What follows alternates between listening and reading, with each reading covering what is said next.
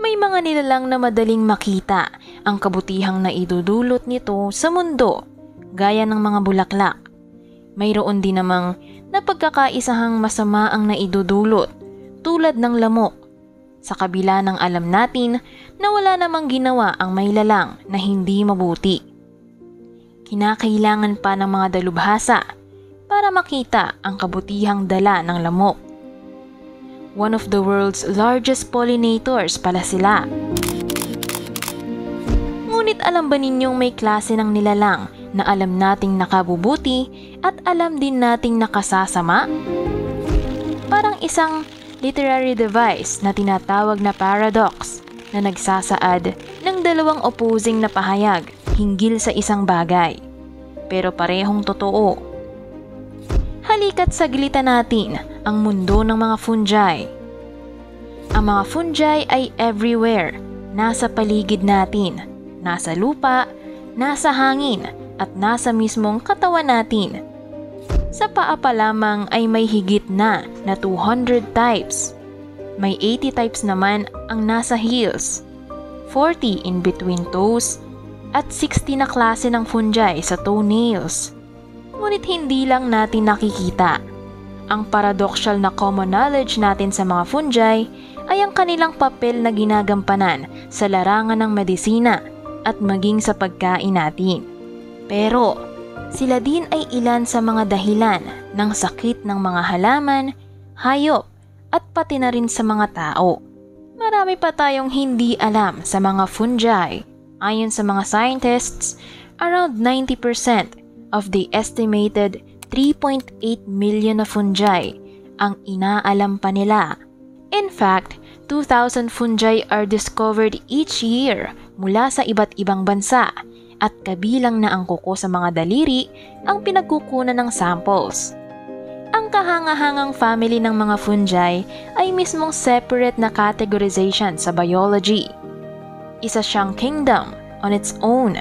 Hindi sila halaman at hindi rin sila hayop. Although mas malapit sila sa hayop dahil oxygen ang kinakailangan nila at carbon dioxide naman ang nire-release nila. Liban pa sa mabubuting na idudulot ng mga fungi sa atin at sa mundo, ang pinakamahalagang kontribusyon nito sa kahangahangang disenyo ng nature ay ang kakayanan nitong makapag-recycle.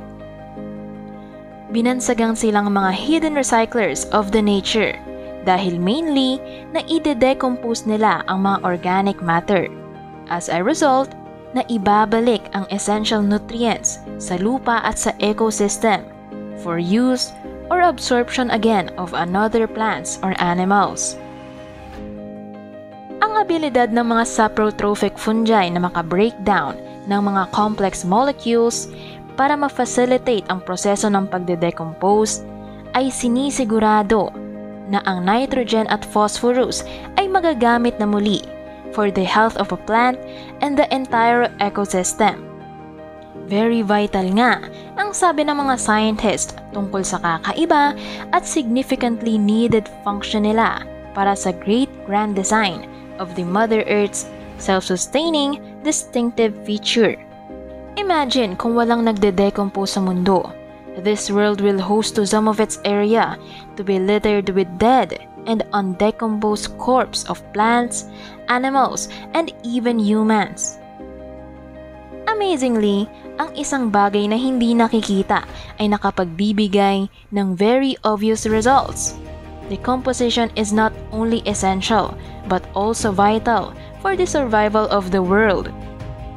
Hindi maaaring hindi ma-decompose ang mga patay habang patuloy na may tumutubo, lumalaki at ipinapanganak sa lupa, kasama na ang mga nasa karagatan. Ang decomposition na gawa ng mga fungi ay kaalamang maiko-consider na isang piece of the perfectly designed puzzle ng kanyang mga likha. Sadyang hindi natin abot ang karunungan ng may lalang, to the point na may realize mo na lang na hindi mo mapapangunahan o mapepredict, kundi mamamangha ka na lang sa mga tuklas na bagong kaalaman tungkol sa kanyang wonders of creation.